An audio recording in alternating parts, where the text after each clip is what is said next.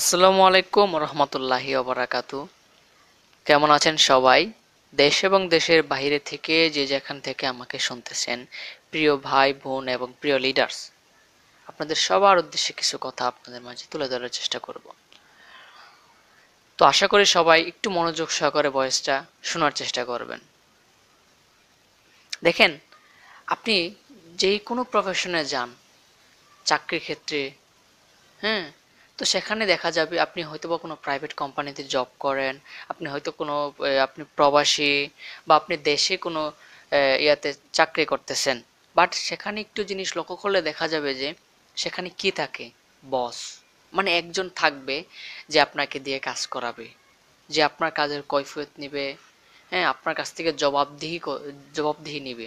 মানে তার কাছে আপনাকে জবাবদিহি করতে হবে। এবং সে দিন শেষে সারাদিন আপনাকে একটা কাজের একটা ইয়ে দিয়ে দেয়, টার্গেট দিয়ে যায় যে এটা করো, এইভাবে করো। এবং দিন শেষে সে আপনার কাছ থেকে এই কাজের একটা জবাবদিহি নেয় যে কাজগুলো সঠিকভাবে সম্পাদন করা হয়েছে কিনা। বাট আমাদের এই ডিএক্সএনে, এই ডাইরেক্ট সেলিং সিস্টেমে তো কোনো বস নাই।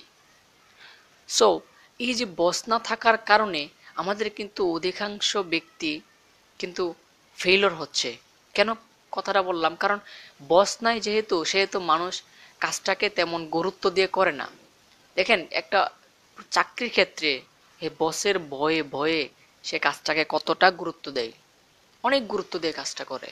মানে তাকে যে কোনো মূল্যে কাজটা করতে হবে, কাজটা সম্পাদন করতে হবে। না হলে তার স্যালারি আসবে না, স্যালারি থেকে দিবে না। বাট এখানে কোনো বস নাই।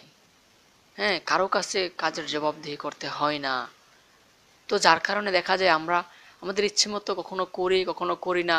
মানে কোনো রুটিন মেনটেন হয় না, কাজের কোনো টার্গেট নাই আমাদের। যার কারণে আমরা কিন্তু অধিকাংশ ব্যক্তি এখান থেকে ফেল হচ্ছি। তো সেক্ষেত্রে আমরা কি করতে পারি, কি করণীয়?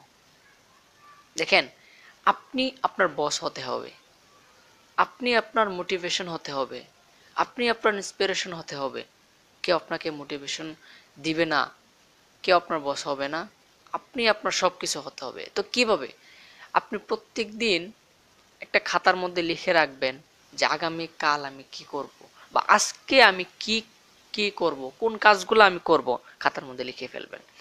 লিখবেন যে আজকে আমি 50 জন ব্যক্তিকে ইনভাইট করব, একটি গ্রুপে একটি ভয়েস দিব, তারপর হচ্ছে যে টিম নিয়ে মিটিং একটা করব যে কোনো একটা টপিক নিয়ে, ঠিক আছে, ফলো আপ করব। এই যে কাজগুলা, এগুলো আমরা একটু লিখে ফেলবো যে কি কি করতে হবে। তারপর 1 থেকে 2টা প্রোডাক্ট বিক্রি করব। এই কাজগুলো আমরা খাতার মধ্যে লিখে ফেলবো। এতে করে কি হবে, সারা দিন শেষে যখন আমরা রাতের বেলা এই খাতাটা হাতে নিব, তখন এই খাতা আমাদের কাছ থেকে জবাবদিহি চাইবে। খাতা আমাদের বস। সে বলবে তুমি তো লিখেছিলা এই কাজগুলা করবা, এই কাজগুলা কি সম্পাদন হয়েছে, করেছো তুমি? সো সবাই এটা লেখার চেষ্টা করব। কারণ কথা হচ্ছে যে যদি থাকে খাতায়, তাহলে থাকে মাথায়। সো আমরা আজকে কি করব, শুরুতে খাতায় লিখে ফেলবো।